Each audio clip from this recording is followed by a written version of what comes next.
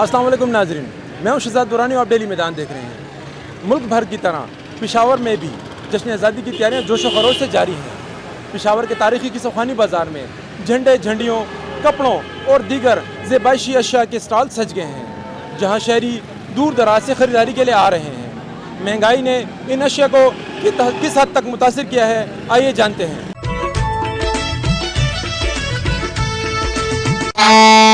پورے قوم کو جشن آزادی مبارک ہو۔ یہاں پر ہمارا 14 اگست کا سیزن ہے بھائی، یہاں پر ہمارے ساتھ بچوں کا جو ہے نا سوٹ بہت نکلتا ہے، یہ بیج وغیرہ نکلتے ہیں، باجے نکلتے ہیں بہت زیادہ۔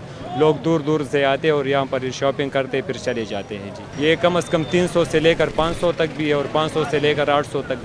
بھائی مہنگائی بھی ہے، لیکن مہنگائی کے دور میں بھی یہاں پر لوگ آتے ہیں اور بچوں کو جو ہے نا یہ سوٹ وغیرہ لے کر جاتے ہیں۔ سب سے زیادہ ہمارے پاس یہ سوٹ بہت نکلتا ہے بچوں کے، اور یہ چوڑیاں وغیرہ نکلتی ہے، بیج وغیرہ نکلتے ہیں، لیکن سب سے زیادہ کپڑوں کا ڈیمانڈ ہے بہت زیادہ۔ نوم د عرفان او مونږ مردان راغلو دا کپڑې جنډې وړو والته بیا خرڅو بس دا بازار د په خاصو خرید باندې ملاویږي بیا مونږ وړو. زما نوم عباد الله دی جی، زه د نودیباله پېښور یم، ذاتي د پېښور یم جی.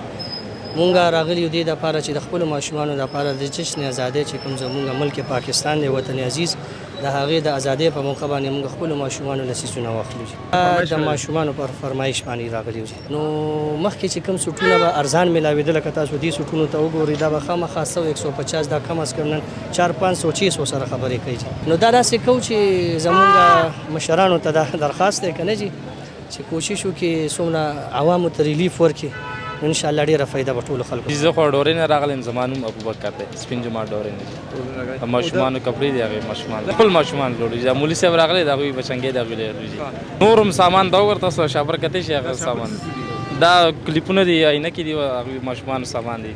250 خرڅوو او 20 دانې وځي او موږ ته پکې 240 روپۍ پاتې کېږي. بس 14 اګست او اختر کې لږ زیات وځي که نه، عام ورځو کې زیات نه وځي.